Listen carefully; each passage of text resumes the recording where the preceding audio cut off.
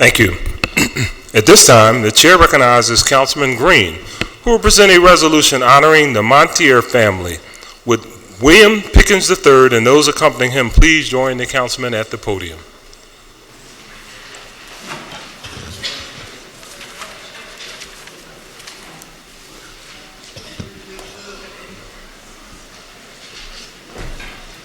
How you doing, sir?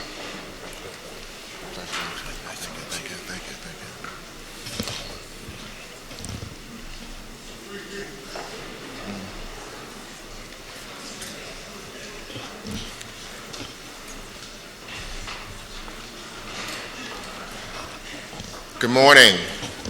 It's a pleasure to do this resolution, and I want to thank my good friend Nicole Allen White and all the people at the Philadelphia Museum of Art for giving me some information about this phenomenal family. Just last month, February is Black History Month, but as we all know, Black history is American history.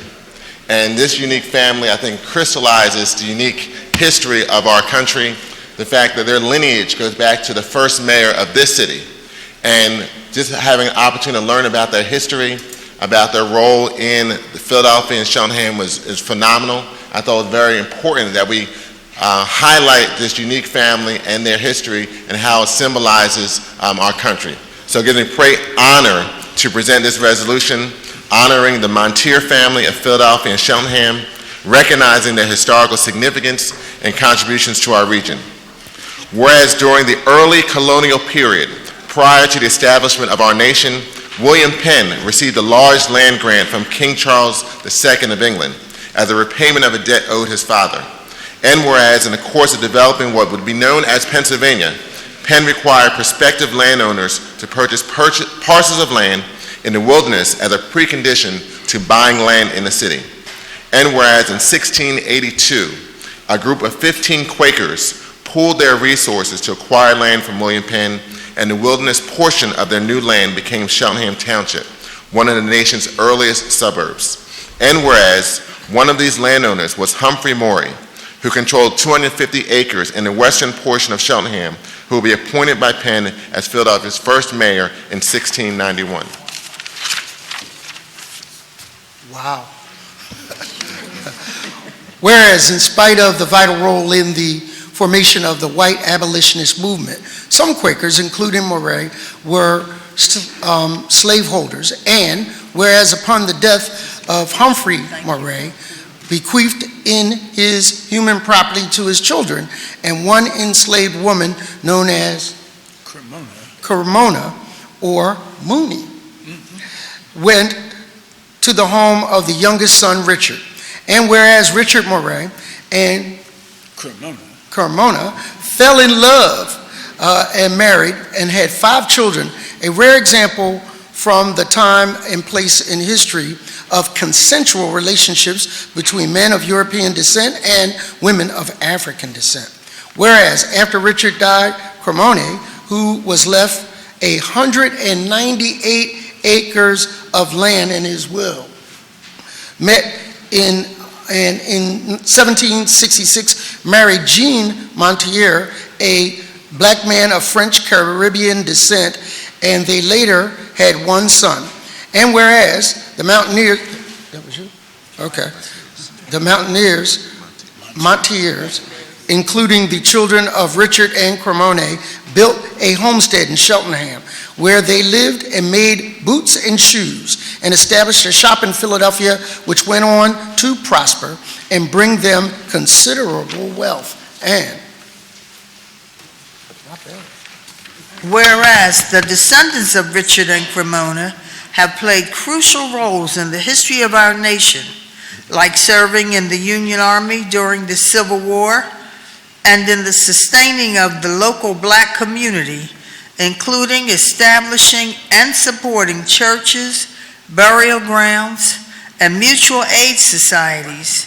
And whereas in 1841, Hiram and Elizabeth Montier commissioned a pair of sitting self-portraits in oil, an option which at the time was only available to families with wealth, very few of whom were African American descent.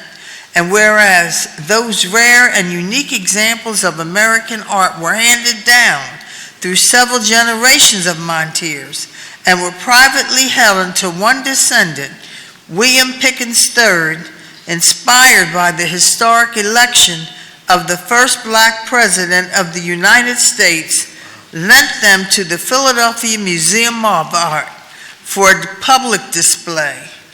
And whereas the history of the Montiers, dating back more than 3 centuries, including the portraits of Hiram and Elizabeth, the home in Cheltenham, and a trove of documents, has been the subject of several articles and documentaries, including a new half-hour documentary produced by WHYY and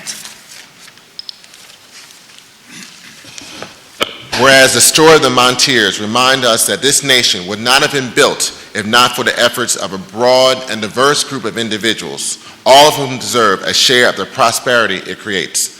Now, therefore, be it resolved by the Council of the City of Philadelphia that this council does hereby honor the Montier family of Philadelphia and Cheltenham and recognize their historical significance and contributions to our region.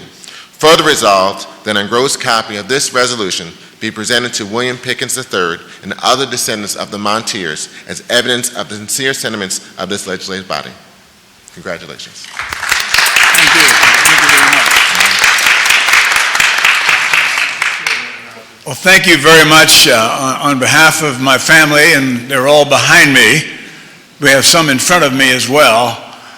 We thank the City Council and this wonderful city, the nation's capital, way back when. We've been here 348 years in Philadelphia. And we greeted guys like Thomas Jefferson and James Madison, Benjamin Franklin, right here in this city.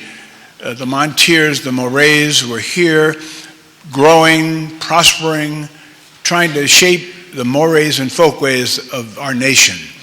And behind me you see the heirs of all of that work. Our tendrils extend across this land, around the world.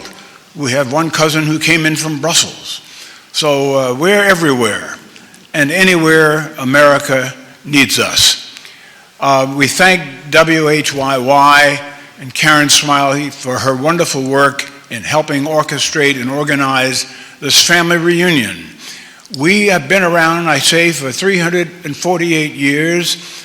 We'll be around another 348 years, guaranteed.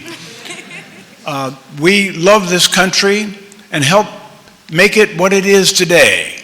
And I think that Philadelphia is the right place for us to celebrate and commemorate. And so I bless you all. God bless our family. And God bless this nation. Thank you very much. So you know Charles Clark? Sure. I know Charlie. I know Charlie. Thank you, Councilwoman Beatties.